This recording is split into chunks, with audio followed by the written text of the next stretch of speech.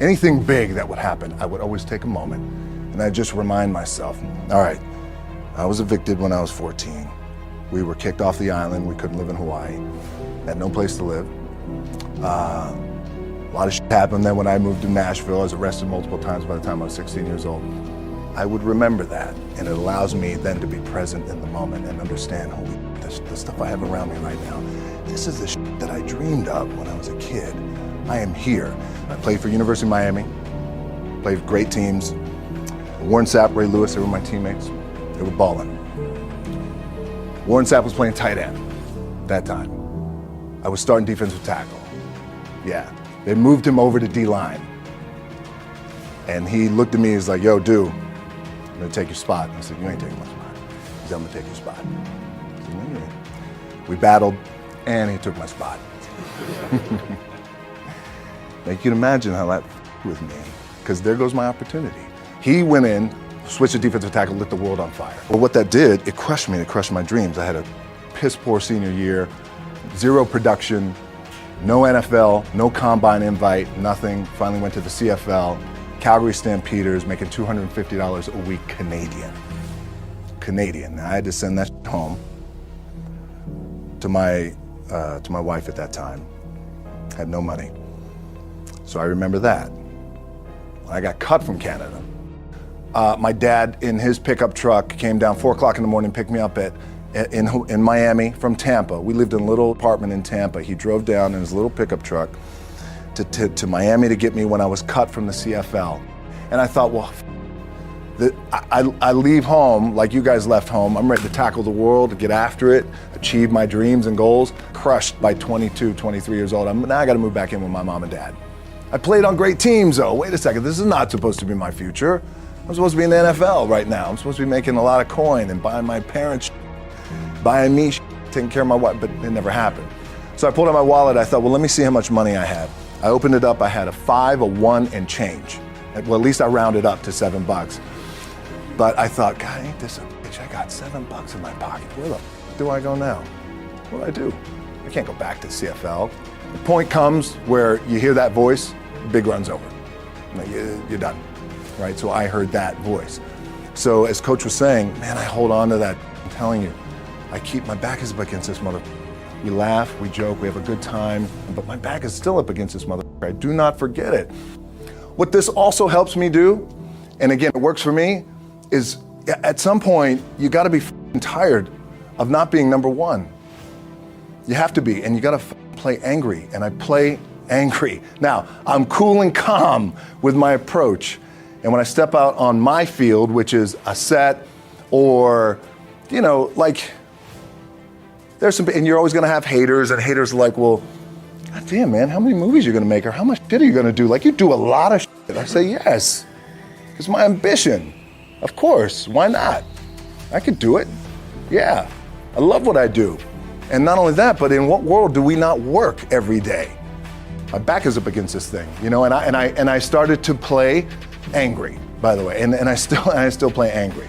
My last match, Brock Lesnar, transitioned, and I realized if I had to be great at something, I wanted to be great in this world of Hollywood and movie making and producing and entertainment, I had to commit, and like you guys have to commit. Obviously, you commit to something, commit to the goal.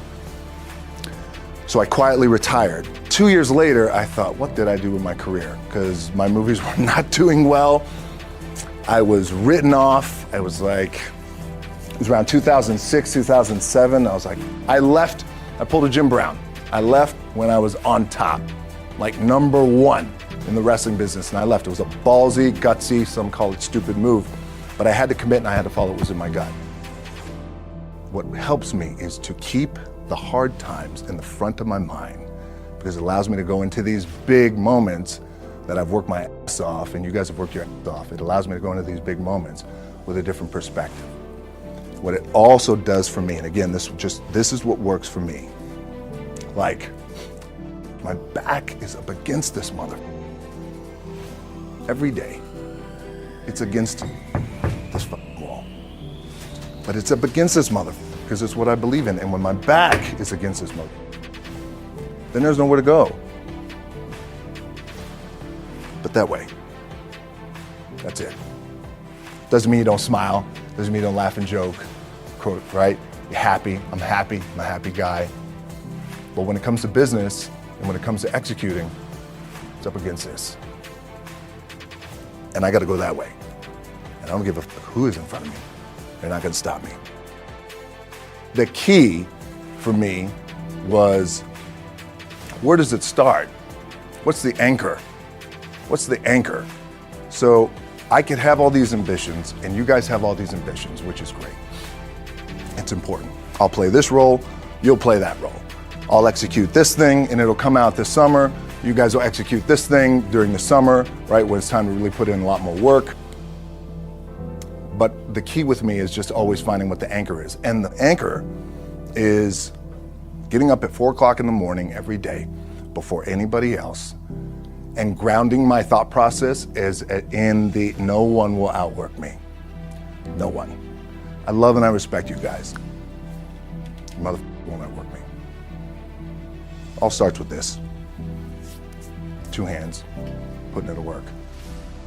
My last match in WWE, I'll share this with you guys too, is that, again, because there's a little bit of takeaway here from all this, is I wrestled John Cena, and I went in, I think it was 2013, I went in WWE champion, and we went in MetLife Stadium.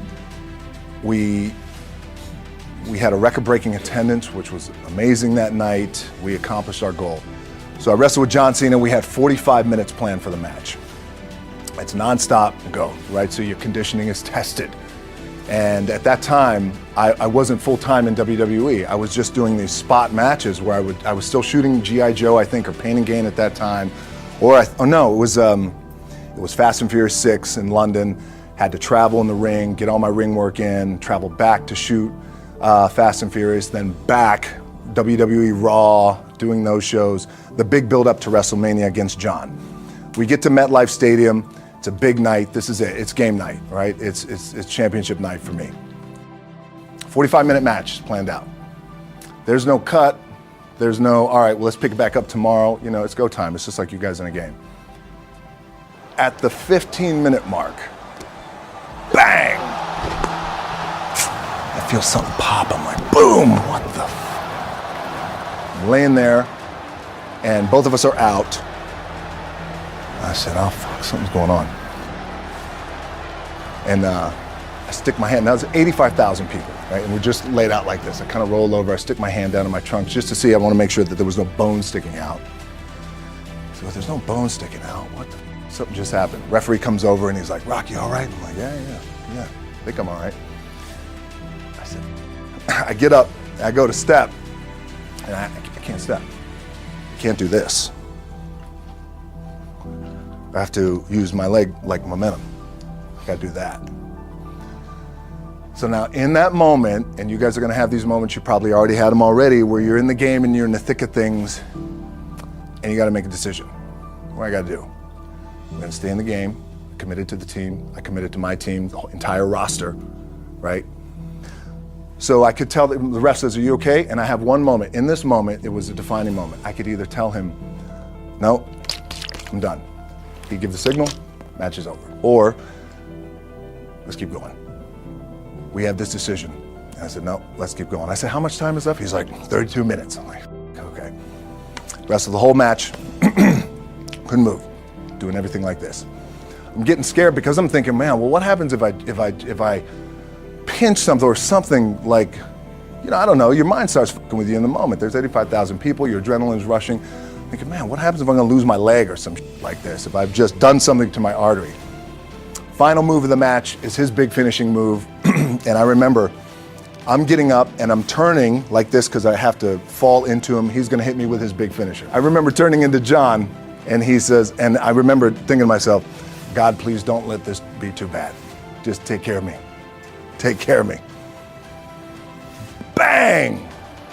I feel boom! And I don't know what just happened. Now, luckily, the match is over. He pins me 1, 2, 3. Comes in the back. I get to the back. I can't move. Now I'm getting a little nervous. Get on a jet, rushed home to my doctor's down in Florida, and get an MRI. Find out that I have completely torn my adductor, the top of my my adductor and my top of my quad off my pelvis. What I was proud of was to walk out on my own, but not only that, but in this moment where the odds are against you, people are watching, your team's depending on you, you either say, I'm done, or this, whatever the is going on, it's temporary, and it may me up at some point down the road. But I'm not gonna let this opportunity go by without giving it my all. As you guys know, there's nothing you can't accomplish. You're gonna go on, you're gonna become world champions. The key for me, what I think one of the keys is, remember where you came from, keep that in the front of your mind, and when it goes bad and it goes sideways, a lot of does, you're getting booed out of the building, or you're coming through this injury, or people are writing you off, oh, you guys ain't make it, you know, any of that, you gotta keep it in here.